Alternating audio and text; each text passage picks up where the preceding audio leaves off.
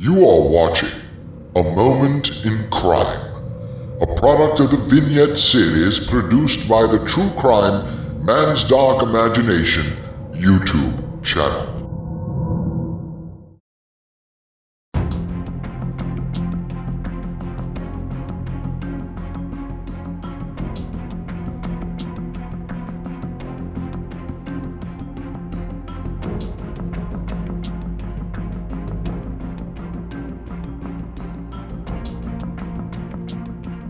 In May of 1927, the entire United States stood glued to their radios and watched for the daily newspapers.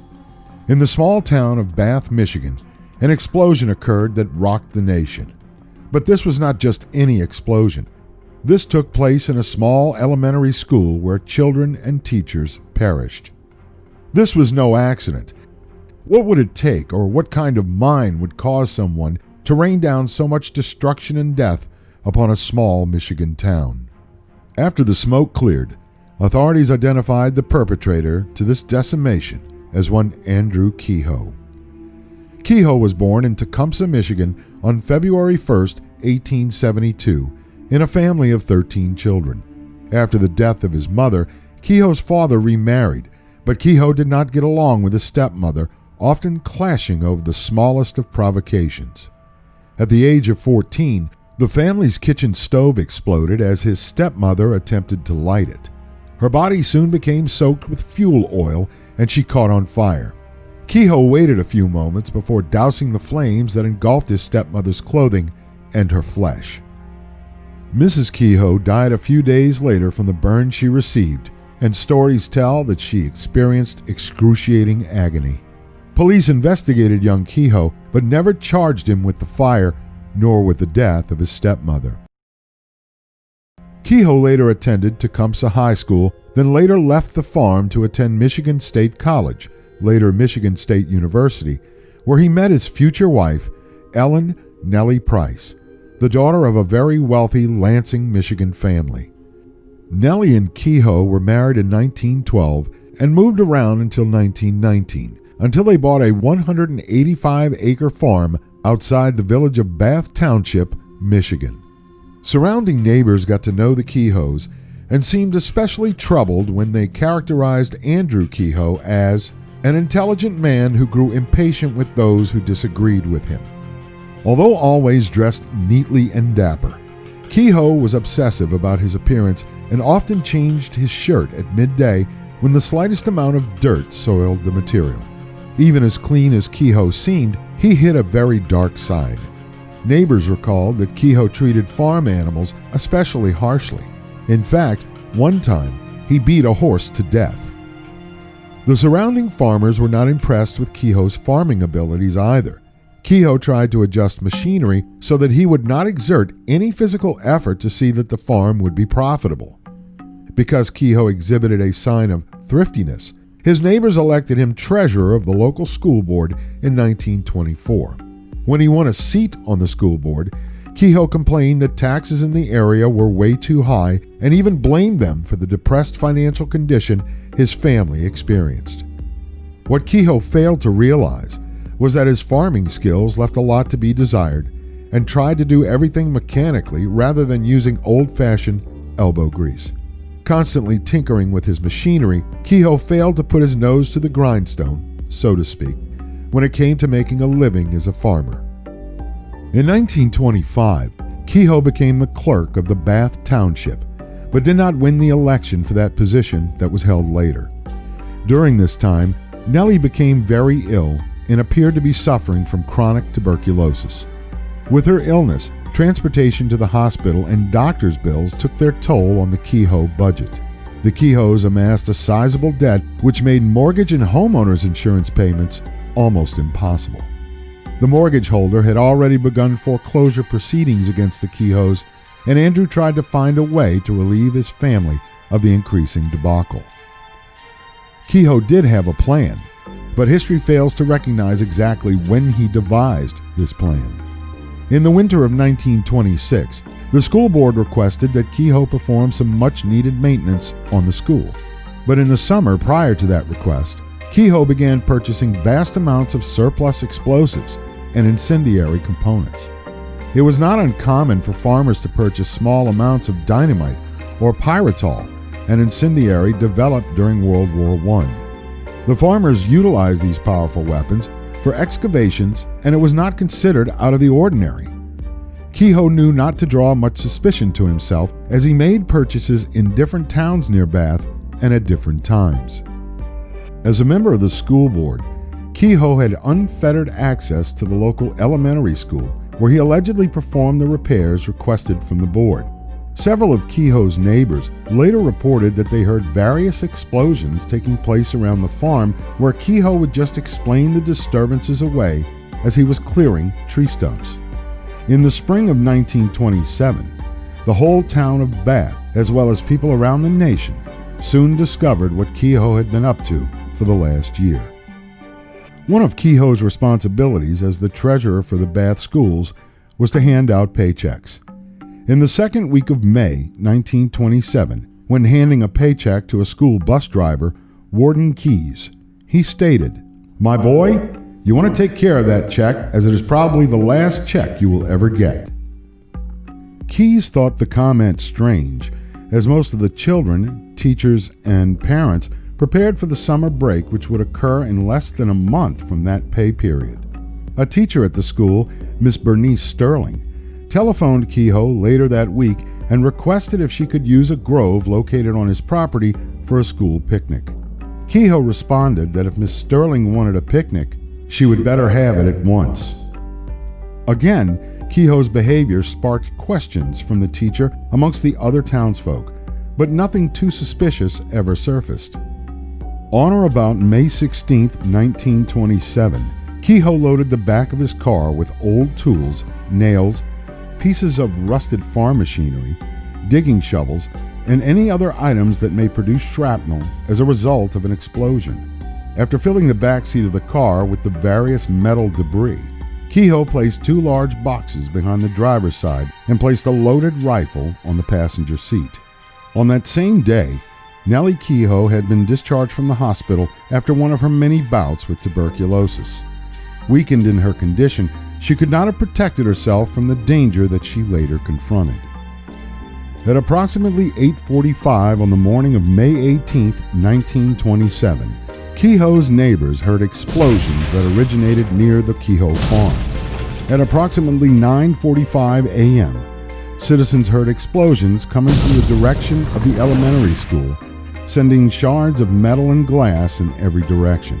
Fires burned uncontrollably in both locations, and rescuers rushed to the school. One eyewitness, Bernice Sterling, recounted, "It seemed as though the floor went up several feet. After the first shock, I thought for a moment I was blind. When it came, the air seemed to be full of children and flying desks and books. Children were tossed high in the air, and some were catapulted high into the air." The damage to the school seemed apocalyptic, as the north wing of the school virtually collapsed from the effects of the blast. Walls obliterated, and a part of the roof had already fallen to the ground. Another eyewitness, Monty Ellsworth, noted the utter human destruction as a result of the blast. There was a pile of children of 5 or 6 under the roof, and some of them had arms sticking out. Some had legs, some just their heads sticking out. They were unrecognizable because they were covered with dust, plaster, and blood. There were not enough of us to move the roof. The scene at the school became even more chaotic as parents demanded to know the location of their children. When some parents did not receive any information, they discovered their child's lifeless bodies and wept openly. Immediately after the explosion and the quick extinguishment of the subsequent fires, more than 100 men dug the rubble to see if there was any sign of life. Many women joined the search as well, desperately pulling at mangled boards, bricks, and large pieces of plaster in assisting in the search for any missing children. An hour after the explosion, Kehoe drove up to the school, got out of his vehicle, and held a conversation with the school superintendent. Just then, witnesses saw Kehoe and the superintendent walk over to the former's car. Kehoe retrieved the rifle from the passenger side of the car, stood a short distance from the vehicle, then fired one shot into the back seat where the boxes of dynamite lay. At once, the car exploded, immediately killing Kehoe, the school superintendent, the postmaster, Glenn O. Smith, and Smith's father-in-law, Nelson McFerrin, a retired farmer. One child, Cleo Clayton, a second grader, happened to wander outside of the school where he survived the initial explosion, but shrapnel from the Kehoe car subsequently killed him. One of the mothers there, Mrs. Eugene Hart, sat on a small bank just a short distance from the school holding a little boy, with the bodies of two dead little girls on either side of her. In her shocked demeanor, Mrs. Hart would sit there with the children until rescuers brought the little boy to the hospital. He would eventually succumb to his wounds a short time later. O.H. Buck, the foreman of a local road crew, recalled that the scene appeared to be the end of the world. Buck and most of his men ran from the road to the location of the school to see if they could help the rescuers. The police stopped the searchers after they became concerned that other explosive devices had not been detonated and may still be in the school rubble. Therefore, the rescuers had to wait until more experienced law enforcement looked for the further devices. Calls went out to other areas for the assistance from doctors, law enforcement, area hospitals, and sadly, undertakers. A local physician, Dr. J. A. Crum, and his wife, a nurse, saw this type of devastation when the two served with the American forces on the Western Front during World War I. After the war, they returned to Bath, Michigan in order to open a pharmacy and became very friendly with the citizens there. After the explosion at the school, Dr. Crum and his wife set their drugstore up as a triage center, treating some cases and determining their seriousness. Most of the dead were brought to the town hall, which then became a morgue. Private automobiles were pressed into service as ambulances to bring the wounded to receive medical treatment.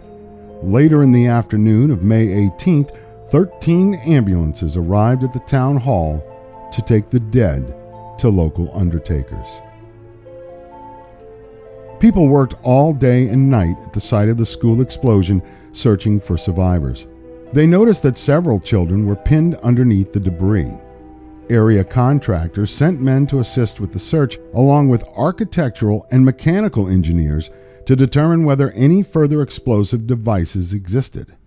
In nearby Lansing, Michigan, they sent fire and police units to the area. By the middle of the day, 34 officers and firemen arrived to assist as well.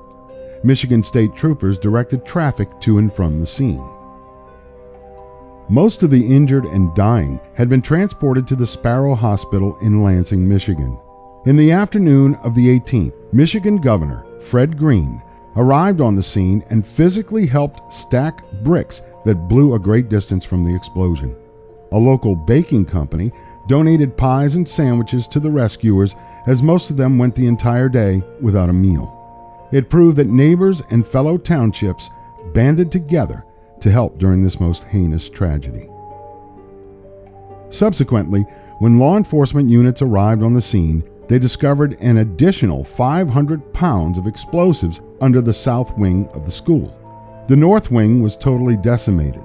Thankfully, the 500 pounds did not detonate. This explosion was set to go off at the same time as the firebombs in the north wing, 9:45 a.m. Police surmised that had that bomb detonated, the dead and dying would have exceeded the present toll. Although this is no consolation to those who lost loved ones, the damage could have been worse.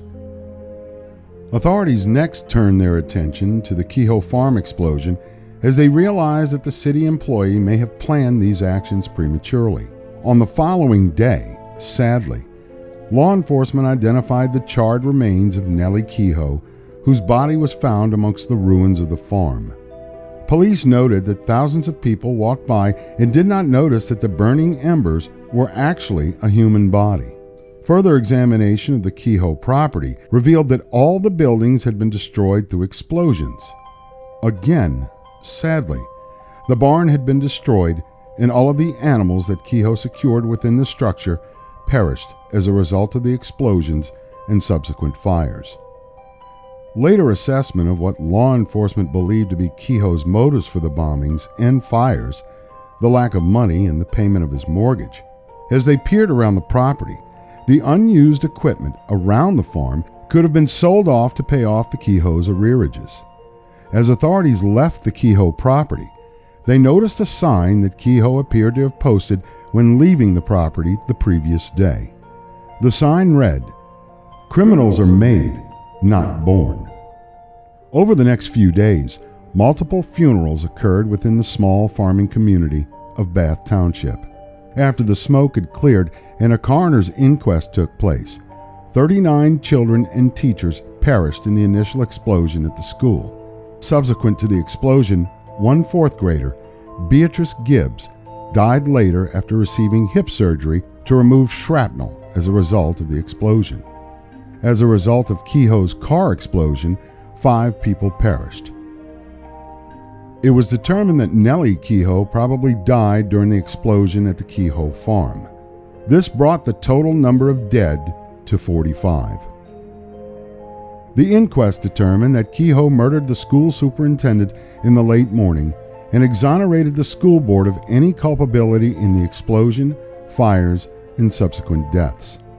The inquest also determined that Kehoe gave no indications as to what he had planned. Kehoe's family claimed his body and buried him in a pauper's grave. Nellie Kehoe's family claimed her body and buried her in the Mount Hope Cemetery in Lansing, Michigan, under her maiden name, Price. After the bodies had been buried and the inquiries finally reached their conclusions, Governor Green set up a relief fund so that contributors could assist with the recovery of families devastated through Kehoe's most demonic plan. The school board formulated another fund for contributions to rebuild the school. When school resumed in the fall, on September 5, 1927, classes were held in the Bath Community Hall. The board voted to destroy the damaged part of the school. In 1975, 48 years after the travesty, a park was dedicated in honor of the victims. At the center of the park is the cupola of the building where the blast took place. A bronze plaque affixed to a white boulder bears the names of the victims. As for the infamy of Andrew Kehoe, history remembers this mass murderer as someone who could not accept that his failure stemmed from his own actions. He will forever be remembered as the Bath Township murderer, with the deaths of 45 innocent people affixed to his legacy.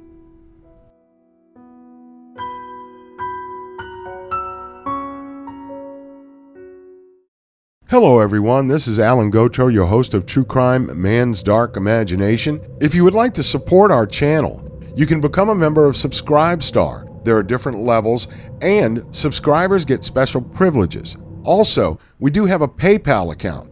If you enjoy our work here, please think about subscribing. I will leave the links below in the comments section. We thank you very much for your viewing, and please stay tuned for future programs.